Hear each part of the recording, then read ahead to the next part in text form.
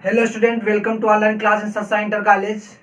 हमारी जो physics class 12 की श्रृंखला चल रही है, पहले चैप्टर की श्रृंखला में हम लोग पार्ट 7 पर आज हम लोग पहुंच चुके हैं।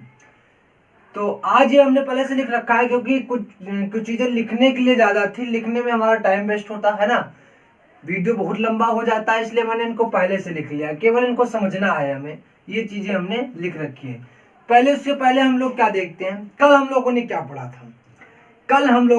पढ़ा था। किसी बिंदु आवेश के कारण विद्युत क्षेत्र की तीव्रता पढ़ा था। बिंदु आवेश के कारण विद्युत क्षेत्र की तीव्रता हम लोगों ने पढ़ लिया था, है ना। ठीक, विद्युत क्षेत्र की तीव्रता हो गई, विद्युत क्षेत्र हो गया, ठीक, विद्युत क्षेत्र हो गया, ये सब चीजें हम लोगों ने कल पढ़ लिया है। उसके बाद आगे बढ़ते हैं, विभक्त बिंदु आवेश के कारण विद्युत क्षेत्र की तीव्रता हम लोगों ने पढ़ा था, ठीक, कल। उसके बाद एक चीज और आज के लिए खुशखबरी है, लेकिन अभी नहीं, बाद में बताएंगे, ठीक है, सबसे लास्ट में। बिल्कुल अब ये नहीं कि वीडियो सबसे पहले लास्ट में देख लो जा करके, बताएंगे। ज्यादा बहुत बड़ी भी नहीं है, थोड़ा सा है बिल्कुल, कि कुछ चीजें आपको मेहनत नहीं करनी पड़ेगी ना, उसलिए। ठीक, वही है, पीडीएफ के बारे में ही है, बता दे, नहीं तुम लोग टेंशन में रहो। तो यहां से देखिए, आज हमारा जो टॉपिक चलेगा, विद्युत क्षेत्र का भौतिक अभिप्राय। विद्युत क्षेत्र का जो फिजिकली यूज है ना, वो क्या है, भौतिक उपयोग क्या है, भौतिक अभिप्राय क्या है, ये हम जानना चाहते हैं। तो क्या होता है, किसी भी विलगित निकाय में उपस्थित आवेश पर विद्युत बल की दिशा ज्ञात करने के लिए, अर्थात जब हम किसी आवेश पर किसी पर बल लगाते हैं तो उसकी दिशा, जो यहाँ पर दो आवेशों के बीच जो बल लगता है ना, उसकी दिशा ज्ञात करने के लिए हम क्या करते हैं, इसका उपयोग करते हैं विद्युत क्षेत्र का। क्या है, यदि किसी एक समान विद्युत क्षेत्र में धनात्मक आवेश को रखें तो उस पर लगने वाले बल की दिशा विद्युत क्षेत्र जो होगी की दिशा होती है। इसका मतलब क्या हुआ कि जो बल की दिशा होगी वो विद्युत क्षेत्र की दिशा होती है। इसका मतलब हुआ कि मान लीजिए, यहां से हम लोग देखें, हम मान लेते हैं कि यहां पर धनावेश कोई प्लस क्यू जो रखा है, ठीक, तो यदि प्लस है ना, किसी एक समान विद्युत क्षेत्र में धनात्मक आवेश को रखें तो उस पर लगने वाले जो बल है ना, बल F, बल का मतलब F जो है, ये बताओ विद्युत क्षेत्र इक्वल टू क्या पढ़ा था, इक्वल टू पढ़ा था F अपान Q, यही तो पढ़ा था, है ना। तो यहां से जो बल F होगा ना, जो F होगा वो क्या होगा, F इक्वल टू क्या हो जाएगा, EQ। तो यही ये बताना चाहता है कि विद्युत क्षेत्र E की जो दिशा होती है वो बल की दिशा में ही होती है ना। क्या होगा, जो विद्युत क्षेत्र होगा वो बल की दिशा में होगा, अर्थात इसी दिशा में हमारा बल लगेगा। परंतु जो है अगला जो आता है ऋणात्मक के लिए, कि यदि किसी ऋणावेश को विद्युत क्षेत्र में रखे तो वह विद्युत क्षेत्र के विपरीत दिशा गति करता है, वो इसके विपरीत दिशा गति करता है। इसका मतलब क्या हुआ कि जैसे मान लीजिए ये हमारा, ये जो है यहां पर कोई अगर ऋणात्मक आवेश है तो इस पर जो बल होगा वो वैद्युत क्षेत्र के विपरीत, अर्थात इधर की ओर होगा। तो F इक्वल टू यहाँ हमारा क्या हो जाएगा, QE, यहां से ये, ठीक। तो इस प्रकार से इसको हम व्यक्त करते हैं। ये समझ गए, बस इतना था और कुछ नहीं था। जो भौतिक अभिप्राय में हमारा यही था कि यदि किसी एक समान विद्युत क्षेत्र को धनात्मक आवेश पर रखें तो उस पर लगने वाला जो बल होगा वो विद्युत क्षेत्र के बल की दिशा के ही तरफ होता है, जबकि यदि ऋणात्मक आवेश है तो वो क्या होगा, वो विद्युत क्षेत्र के विपरीत दिशा में होगा, है ना। चलिए, अब यहां से अगला टॉपिक हमारा बहुत इंपॉर्टेंट आता है, सबसे इंपॉर्टेंट टॉपिक हमारा आता है, देखते हैं, ठीक है, बहुत इंपॉर्टेंट है ये, कई बार पूछा भी गया है और पूछा भी जाता है, तो इस टॉपिक को हम अच्छे से समझेंगे। हमारा क्या है, विद्युत क्षेत्र रेखाएं या विद्युत बल रेखाएं, है ना, इलेक्ट्रिक फोर्स लाइन। क्या बताया, विद्युत क्षेत्र रेखाएं, विद्युत क्षेत्र रेखाएं, ठीक, विद्युत क्षेत्र रेखाएं, ये क्या होती है भाई, electric force line, electric force lines, ये क्या होती है, विद्युत क्षेत्र रेखाएं। विद्युत क्षेत्र आप लोगों ने पढ़ा था। अच्छा ये बताओ कि आप लोगों ने चुंबकीय रेखाएं तो पढ़ी होंगी ना, चुंबकीय बल रेखाएं, चुंबकीय क्षेत्र रेखाएं पढ़ा है, क्या होती हैं? चुंबकीय क्षेत्र रेखाओं में आपने पढ़ा था, क्या पढ़ा था? इसमें क्या होता है, जो ये इस प्रकार से होता है, ये है ना, ठीक, चुंबकीय क्षेत्र रेखाएं। ये क्या होती है? विद्युत क्षेत्र जो रेखाएं, सेम उससे रिलेटेड है, समझिए। विद्युत क्षेत्र रेखाएं क्या होती हैं? विद्युत क्षेत्र रेखाएं वे काल्पनिक रेखाएं हैं, वे काल्पनिक रेखाएं हैं, और कहां पर खींची हुई? वैद्युत क्षेत्र में खींची हुई, वैद्युत क्षेत्र में खींची हुई वह काल्पनिक रेखाएं हैं जो किसी बिंदु पर विद्युत क्षेत्र के परिमाण को बताता है, विद्युत क्षेत्र के परिमाण को व्यक्त करती है। विद्युत क्षेत्र रेखाएं वे काल्पनिक वक्र रेखाएं, वक्र मतलब सरल, वक्र रेखाएं हैं जो क्या करती है कि हमारे जो है विद्युत क्षेत्र के परिमाण को दर्शाती है, जो किसी भी बिंदु पर हमारे विद्युत क्षेत्र के परिमाण को दर्शाती है। किस प्रकार से? देखिए किस प्रकार से इसको आज हम परिभाषा भी लिखना चाहें तो लिखते हुए चलते हैं कि विद्युत क्षेत्र रेखाएं, विद्युत क्षेत्र रेखाएं, विद्युत क्षेत्र रेखाएं विद्युत क्षेत्र में खींची गई, अभी समझ में आएगा, देखना, खींची गई वे काल्पनिक वक्र रेखाएं हैं, वक्र रेखाएं हैं जो क्या करती हैं? वक्र रेखाएं हैं जो किसी बिंदु पर, किसी भी बिंदु पर विद्युत क्षेत्र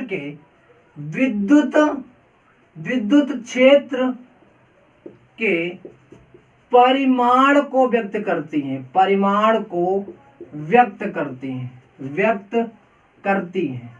या फिर यहां पर हम कह सकते हैं कि विद्युत क्षेत्र रेखाएं वे काल्पनिक रेखाएं हैं जो विद्युत क्षेत्र के वास्तविकता को व्यक्त करती हैं, अर्थात वास्तविक परिमाण को व्यक्त करती हैं, वो हमारी क्या कहलाती हैं? विद्युत क्षेत्र रेखाएं।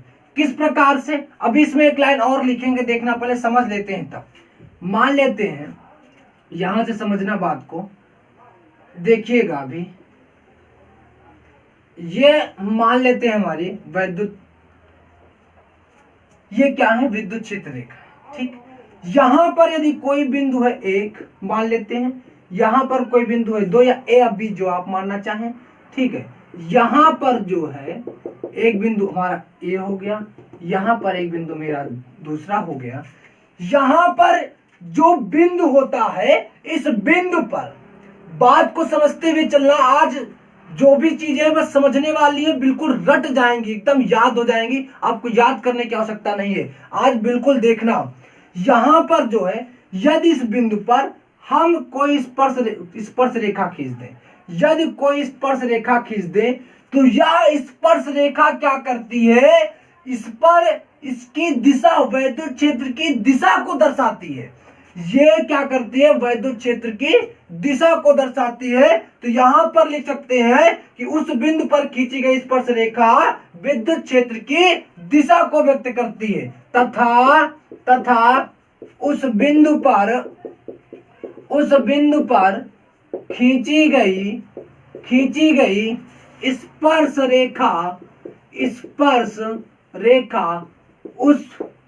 स्पर्श रेखा क्या करती है?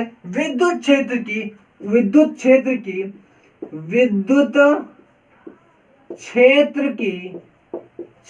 की दिशा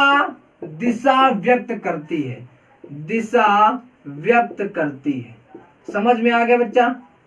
क्या होता है कि विद्युत क्षेत्र रेखाएं वे काल्पनिक वक्र रेखाएं हैं जो किसी बिंदु पर वैद्युत क्षेत्र के परिमाण को व्यक्त करती हैं, तथा उस बिंदु पर खींची गई स्पर्श रेखा क्या करती है? वैद्युत क्षेत्र की दिशा को व्यक्त करती है, वैद्युत क्षेत्र की दिशा को व्यक्त करती है। मान लीजिए इस प्रकार से कोई एक हमारी रेखा है, ठीक है, यहां पर ये हमारी एक मान लेते हैं कि विद्युत क्षेत्र रेखा है, यहां पर एक बिंदु है, ठीक है, यहाँ पर एक बिंदु है 1, यहाँ पर 2, यहाँ पर 3 है, ठीक, यहाँ पर मैं ले लेता हूँ 4, यहाँ पर ले लेता हूँ 4। यहाँ समझिएगा बात को, ये मार्कर आज क्यों नहीं चल रहा, एक सेकंड रुकिएगा, इंक थोड़ा सा डाल लें।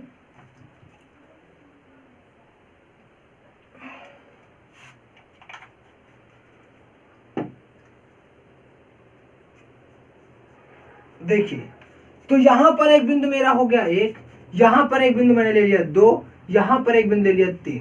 अब अगर इस बिंदु पर यदि हम एक स्पर्श रेखा खींचे तो इस प्रकार से, स्पर्श रेखा मतलब लंबवत रेखा, ठीक, यहां पर खींचे तो इस प्रकार से खींची जाएगी।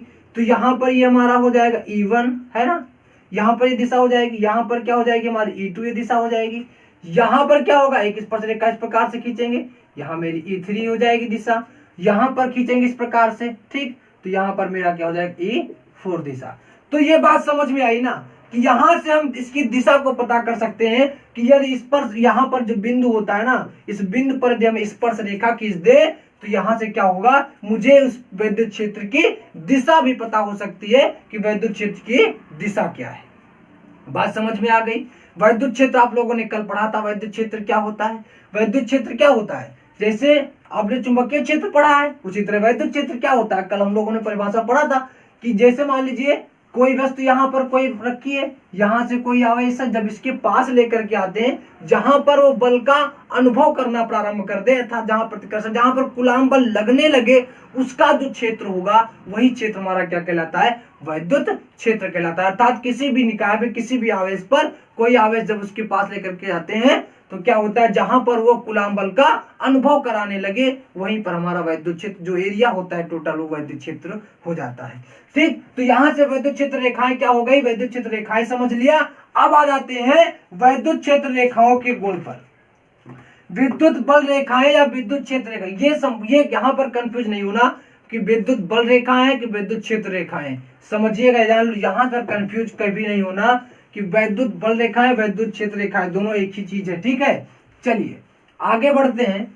अगला हमारा जो हेडिंग होगा वो कौन सा, विद्युत बल रेखाओं के गुण।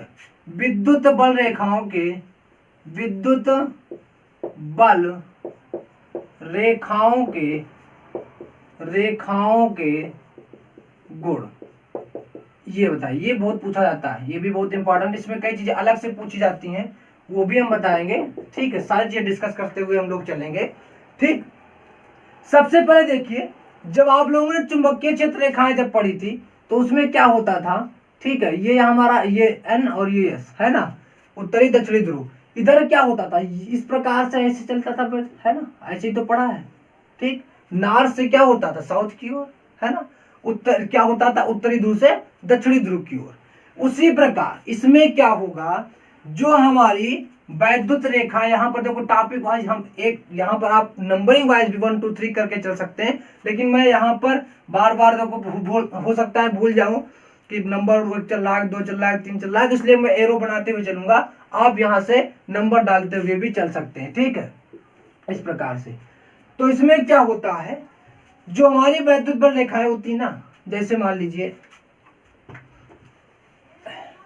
ये क्या होता है, ये मान लेते प्लस है और ये मेरा माइनस है, तो ये क्या होती है, वैद्युत क्षेत्र रेखाएं जो होती है ना वो धनावेश से प्रारंभ होती है। धनावेश से क्या होती है बच्चा, धनावेश से प्रारंभ होती है और ऋणावेश पे आकर के समाप्त हो जाती है। धनावेश से प्रारंभ होती है और ऋणावेश पे आकर के क्या हो जाती है, समाप्त हो जाती है।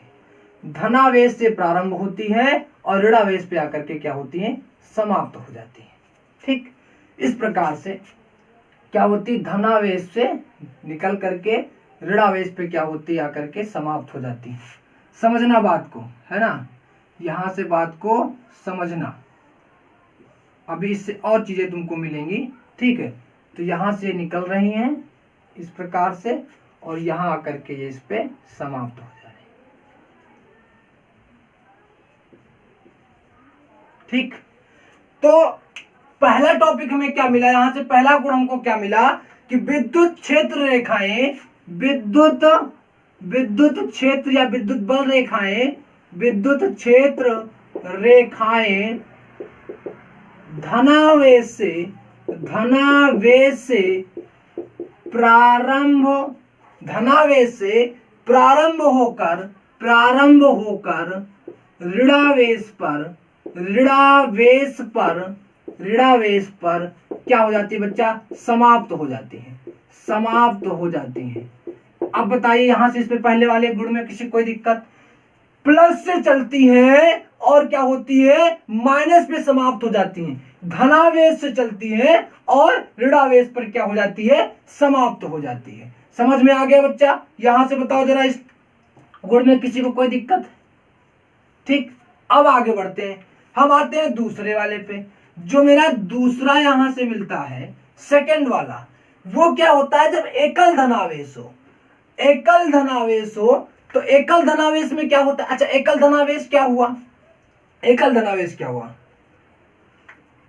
एकल धनावेश का मतलब हुआ कि ये प्लस माइनस दो हुए, लेकिन एक तो यहां से प्लस हो गया, एक ये माइनस हो गया, ये प्लस हो गया, ठीक है, और ये वाला क्या हो गया, माइनस हो गया। इनको बीच पर से हटा दिया जाए, अर्थात प्लस अलग हो गया, माइनस अलग हो गया, प्लस अकेला एकल हो गया और माइनस भी अकेला एकल हो गया। तो यहां से मुझे क्या मिलता है, यहां से मिलता है कि एकल धनावेश से उत्पन्न, समझना बात को, एकल धनावेश से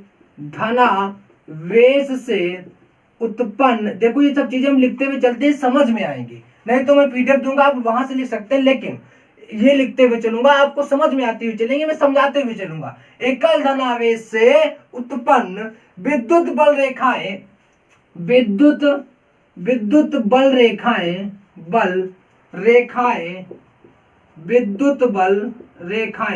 क्या होती हैं? विद्युत बल रेखाएं आवेश पे आकर के क्या होती हैं? एक धनावेश से उत्पन्न विद्युत बल रेखाएं आवेश से निकलकर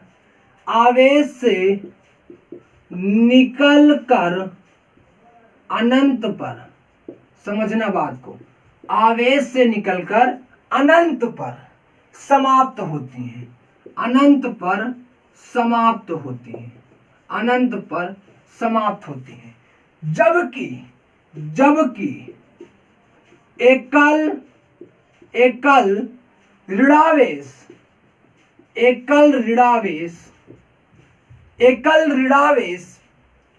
से उत्पन्न विद्युत बल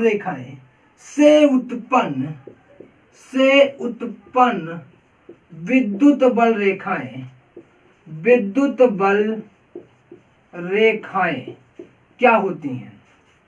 अनंत से चलकर क्या होती हैं? विद्युत बल रेखाएं अनंत से चलकर, अनंत से प्रारंभ होकर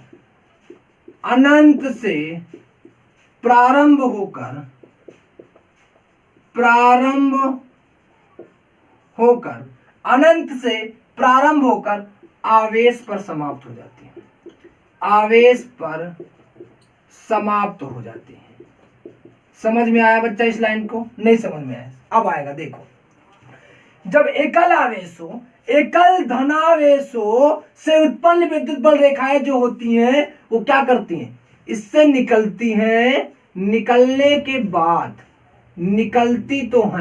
निकलने के बाद ये अनंत पर जाकर के समाप्त हो जाती है, अनंत पर जाकर के ये समाप्त हो जाती है। यहां पर मैंने देखा प्लस से देखो आवेश निकल रही है, माइनस पे समाप्त हो जा रही है, लेकिन जब एकल आवेश हो गया, केवल धनावेश हो गया, ऋणावेश अलग कर दिया गया, तो यहां से क्या हो गया, यहां से जो विद्युत बल रेखाएं निकली वो अनंत पर जाकर के समाप्त हो गई। लेकिन जो ऋणावेश के लिए होता है वो क्या होता है कि अनंत से आकर के प्रारंभ होंगी और आवेश पर आकर के समाप्त हो जाएंगी, आवेश पर आकर के क्या हो जाएंगे बच्चा, समाप्त हो जाएंगी।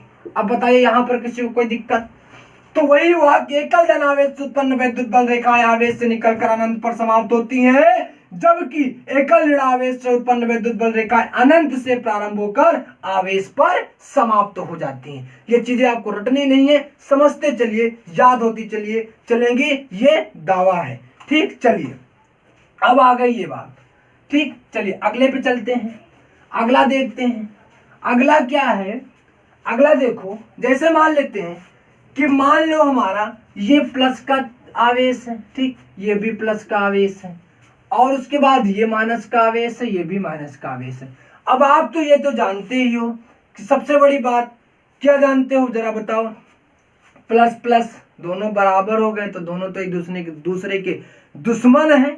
दोनों एक दूसरे के क्या है, दुश्मन है। जब दुश्मन है तो एक दूसरे को बाहर फेंकेंगे, क्या करेंगे, बाहर फेंकेंगे। तो यहां से जो हमें देखने को मिलता है वैद्युत बल रेखाएं, वो किस प्रकार से देखने को मिलता है, वो हमें इस प्रकार से देखने को मिलेगा। ठीक, जो वैद्युत बल रेखाएं मिलेंगी हमको देखने को, वो इस प्रकार से हमें देखने को मिलेंगी। समझना बात को,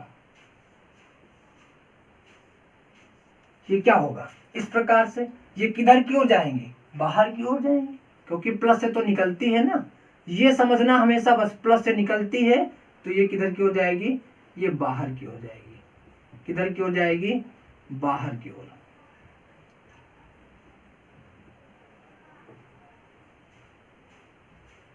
ये बाहर की ओर जाएगी। ठीक, समझ में आ गया, यहां से बताओ। और उसके बाद जब देखो दोनों एक दूसरे को क्या करेंगे, परिकर्षित करेंगी ना, तो ये भी बाहर की ओर निकली और यहां से भी क्या होगा, ये भी मेरी बाहर की ओर निकलेगी, बाहर की ओर हमारी चली जाएगी। ठीक,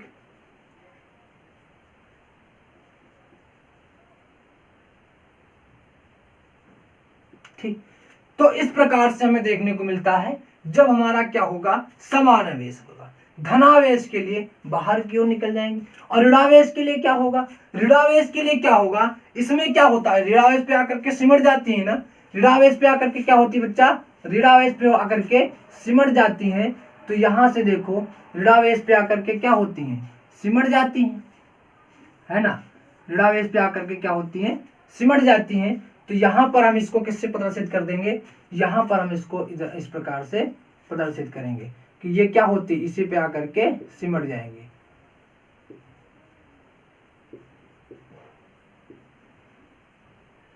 तीर क्या हो जाएगा, अंदर की ओर हो जाएगा। तीर किधर की ओर हो जाएगा बच्चा, ये हो जाएगा अंदर की ओर।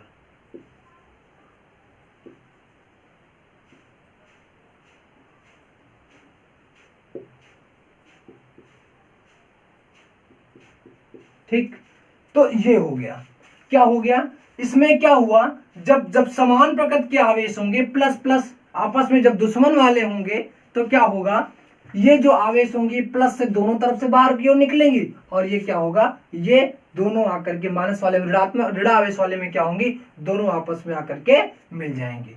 चलिए, ये मेरा हो गया अगला। इसके बाद अगला फिर आते हैं एक और देखते हैं क्या है भाई।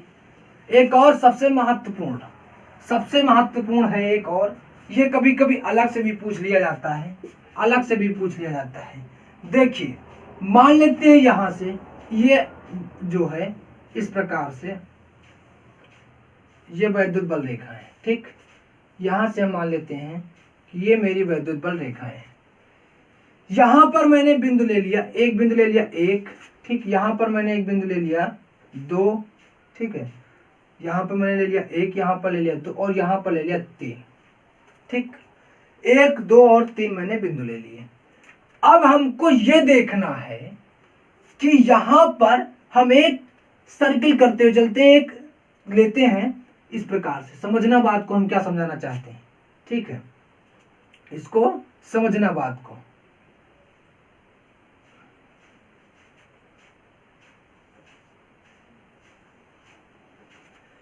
हमने क्या देखा कि यहां पर वैद्युत बल रेखाएं पास पास है, यहां पर वैद्युत बल रेखाएं क्या है, पास पास है, यहां पर थोड़ा सा दूर है, और यहां पर क्या हुआ, कई ज्यादा दूर दूर है।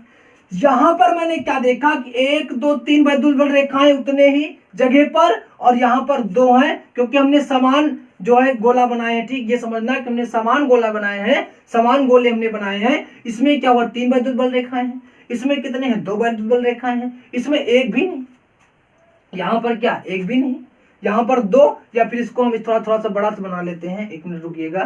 तो यहां पर हमको मिल जाएंगे एक वैद्युत बल रेखा, यहां पर तीन, यहां पर दो, यहां पर एक।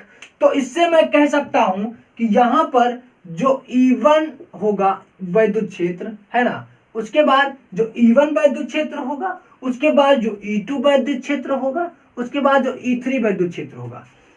बात समझना मैं क्या बनाना चाहता हूं, इसको इस प्रकार से व्यक्त करने का क्या मतलब हो कि जहां पर वैद्युत बल रेखाएं पास पास होंगी वहां पर वैद्युत क्षेत्र क्या होगा, प्रबल वैद्युत क्षेत्र होगा। वहां पर वैद्युत क्षेत्र क्या होगा, प्रबल होगा। और जहां पर वैद्युत बल रेखाएं दूर दूर होंगी वहां पर वैद्युत क्षेत्र क्या होगा, वो इसकी अपेक्षा क्या होगा, क्षीण होगा, कम प्रबल होगा। वैद्युत क्षेत्र क्या होगा, कम प्रबल होगा इसकी अपेक्षा। तो यहां से मुझे क्या मिला, लिख देता हूं, कहो तो चलो लिख देता हूं। जिस स्थान पर बल रेखाएं पास पास होती हैं, जिस स्थान पर बल रेखाएं पास पास होती हैं, जिस स्थान पर बल रेखाएं पास पास होती हैं वहां वैद्युत क्षेत्र प्रबल, वहां वैद्युत क्षेत्र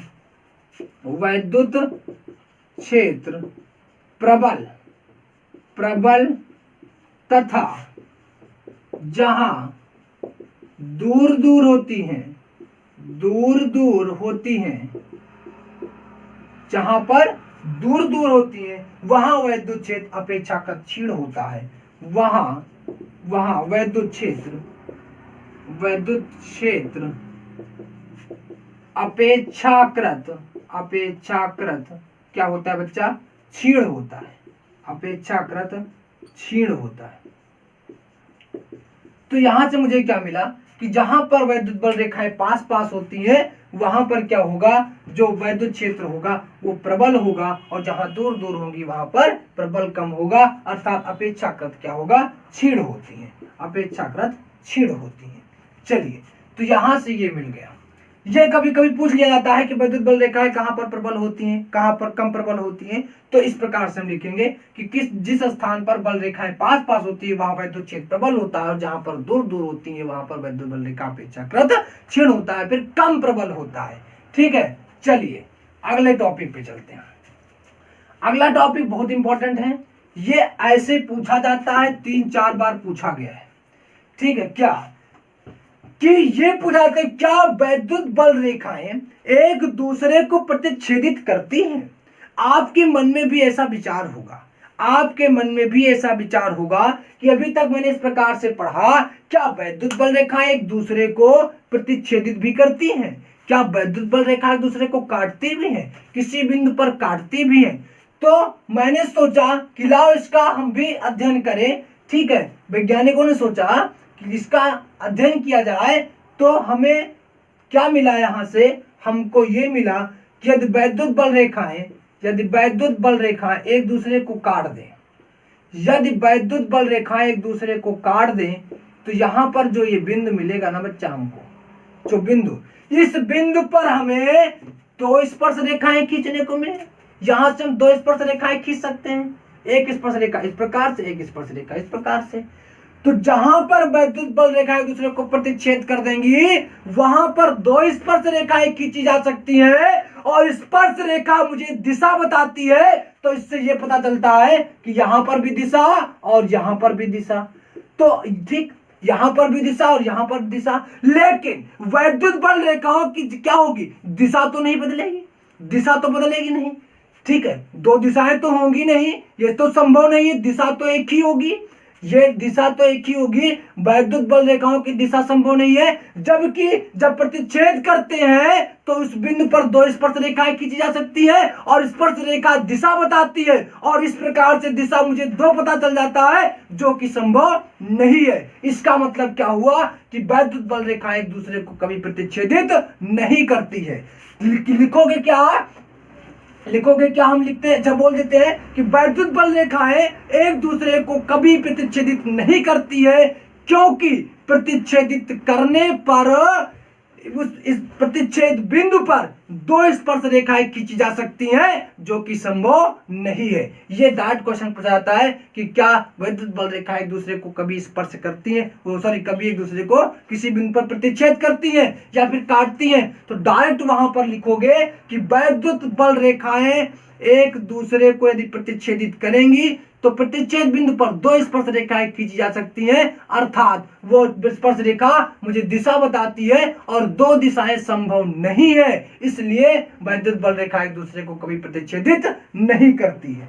ठीक, समझ में आ गया? लिखेंगे तो समय लग जाएगा। ठीक है, ये सब हो गया। अब आगे बढ़ते हैं, कुछ हम पैटर्न लेते हैं वैद्युत बल रेखाओं के, कुछ पैटर्न लेते हैं वैद्युत बल रेखाओं के। ठीक, एक तो मेरा ये पैटर्न मैंने ले लिया, ठीक है, एक पैटर्न मैंने ये लिया,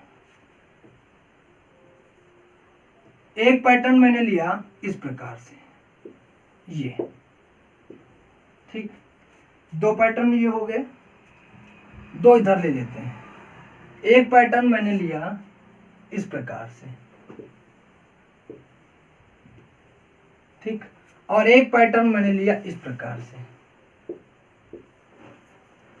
यहां पर देखो क्या, यहां से क्या चीजें समझ में आ रही होंगी। देखो यहां पर हम दो चीज निर्णय करें, दो चीज का अध्ययन करेंगे। पहला हम क्या डिस्कस करेंगे, इसका हम परिमाण डिस्कस करेंगे। दूसरा क्या डिस्कस करेंगे, इसकी हम दिशा डिस्कस करेंगे। क्या करेंगे, दिशा डिस्कस करेंगे। ठीक, इधर भी वही चीज खींच लेते हैं, ये अलग पार्ट है, यहां पर हम दो लाइन खींच देते हैं, नहीं तुम लोग कंफ्यूज हो जाओ, इसी के आगे ही है। ठीक है, ये अगला टॉपिक हमारा है, जो भी हो हम बता नहीं सकते, मतलब अगला जो गुणधर्म में हमारा ये अगला। तो यहाँ पर ये दो भागों में है, ये समझ लेना, नहीं तो तुम लोग सोचो इसी का ये वाला, नहीं, ये है उसके बाद ये है। ठीक, यहाँ पर भी हम दो चीजों का अध्ययन करेंगे, एक करेंगे क्या, परिमाण का, और एक करेंगे दिशा का, है ना। चलो, यहां पर मैंने क्या देखा, यहां पर मैंने देखा कि जो ये वैद्युत बल रेखाएं हैं, वह इस पर अगर हम लंब खींचे, स्पर्श रेखा खींचे, स्पर्श रेखा यदि खींचे, तो देखिए स्पर्श रेखा क्या होगी, इसकी दिशा एक ही बता रही है ना, दिशा एक ही बता रही है, तो इसका मतलब इसकी दिशा क्या है, इसकी दिशा बच्चा नियत है, इसकी दिशा क्या है, नियत है। परिमाण देखो, वैद्युत बल रेखाओं की जो बीच की दूरी है, बीच की दूरी क्या है, समान है ना, यहां से यहां तक की दूरी, यहां से यहां तक की दूरी, यहां से यहां तक की दूरी, ये भी समान है। तो यहां पर जो वैद्युत क्षेत्र होगा, जो परिमाण होगा, वो भी क्या होगा, वो भी मेरा क्या होगा, नियत होगा, वो भी क्या होगा, नियत होगा। यहां पर लोग बहुत गलती करते हैं, सबसे ज्यादा गलतियां यहीं पर होती है। सब लोग कह रहे हैं ऐसे जा रहा है, ठीक है, तो यहां पर परिमाण तो लिख देंगे, चलो दोनों के बीच, इसके और इसके एक और खींच ले, तो इस सबके बीच की दूरी क्या है, बराबर है, तो परिमाण तो बता देंगे तुरंत की नियत है। परिमाण तो क्या हो गया बच्चा, नियत हो गया। लेकिन दिशा भी नियत बता देते हैं, परंतु दिशा नियत क्यों नहीं होगी, क्योंकि यदि हम यहां से स्पर्श रेखा खींचे तो इस प्रकार से खींची जाएगी, यहां से खींचे तो इस प्रकार से खींची जाएगी, यहां पर खींचे तो इस प्रकार से, एक सर्किल के माध्यम से दिशा बताती हुई चल रही है। देखो इधर दिशा इस प्रकार से, इधर दिशा इस प्रकार से, इधर दिशा इस प्रकार से, ये ऐसा नहीं कि राउंड है तो दिशा इस प्रकार से हो गई ना, उस पर स्पर्श रेखा खींचा, स्पर्श रेखा जिधर की ओर बताएगी। वैद्युत बल रेखाएं की जो हमने सबसे पहले परिभाषा पढ़ी तो उसमें क्या पढ़ा था, यही तो पढ़ा था कि वो जो बिंदु हो गया उस पर खींची गई स्पर्श रेखा क्या करेगी, उसकी दिशा बतलाएगी, दिशा बताए, दिशा को व्यक्त करती है, तो दिशा इधर, फिर इधर, फिर इधर, ऐसे इस तरह नीचे चलती। तो यहां पर जो मेरा दिशा होगा बच्चा, वो अनियत होगा, नियत नहीं होगा। क्या होगा, अनियत, अनियत अर्थात नियत नहीं होगा। ठीक है, आगे आते हैं इसमें। अब यहां पर देखो, इसमें देखा तो अगर हम स्पर्श रेखा खींचेंगे तो इस प्रकार से खींची जाएगी, क्योंकि सब सीधी रेखा है, तो दिशा तो मेरी नियत हो गई, दिशा तो मेरी नियत हो गई, परंतु जो मेरा परिमाण है, देखो इनके बीच की दूरी, ये बीच की दूरी, ये बीच की दूरी बराबर नहीं है ना, बराबर तो है नहीं, तो बराबर नहीं है, तो इसका मतलब परिमाण क्या है बच्चा, परिमाण इसकी नियत नहीं है, डज नॉट इक्वल टू नियत। यहां पर अनियत भी लिख सकते हैं, परिमाण अनियत, लेकिन हमने क्या लिखा, इस प्रकार से हमने इसको व्यक्त कर दिया है, डज नॉट इक्वल टू ये नियत। ठीक, इसमें आते हैं, ये तो आप लोग देखकर ही बता सकते हैं कि ना दिशा का पता चल रहा है, इस पर स्पर्श रेखा खींचेंगे तो इस प्रकार से की जाएगी, इसका स्पर्श रेखा इस प्रकार से, इस पर स्पर्श रेखा इस प्रकार से।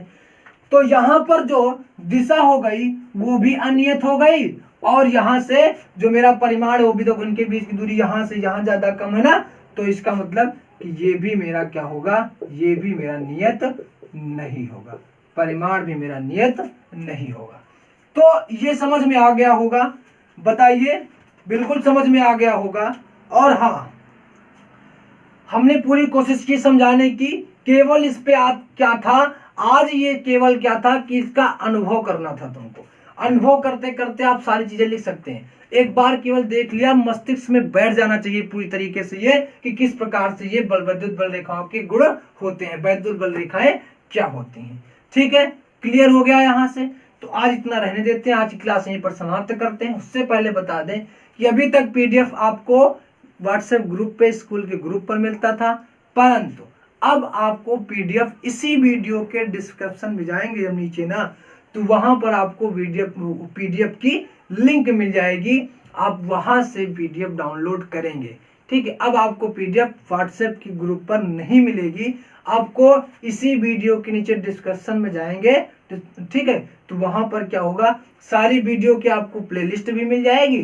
सारी वीडियो की प्लेलिस्ट मतलब जैसे क्लास 1, क्लास 2, क्लास 3 वीडियो नहीं देखा है तो वहां पर उसकी प्लेलिस्ट भी मिल जाएगी, और साथ ही साथ आज की क्लास की पीडीएफ भी मिल जाएगी। प्रत्येक वीडियो के नीचे डिस्क्रिप्शन में क्या होगा, डिस्क्रिप्शन में आपको डेली और डेली पीडीएफ नोट्स आपको मिलती रहेगी, परंतु वीडियो मिलने के 1 घंटे बाद, वीडियो मिलने के 1 घंटे बाद ही पीडीएफ मिल जाए, क्योंकि यहाँ से हमें थोड़ा सा देखना भी पड़ता है ना, लिखना बनाना पड़ता है, क्योंकि हैंड नोट्स मिलेंगे आपको, किसी का कॉपी नहीं मिलेगा, किसी का कॉपी नहीं मिलेगा, केवल और केवल आपको हाथ से लिखा हुआ, स्वयं के हाथ से लिखा हुआ नोट्स आपको दिया जाएगा। ठीक है, चलिए तो आज की क्लास यहीं पर समाप्त करते हैं।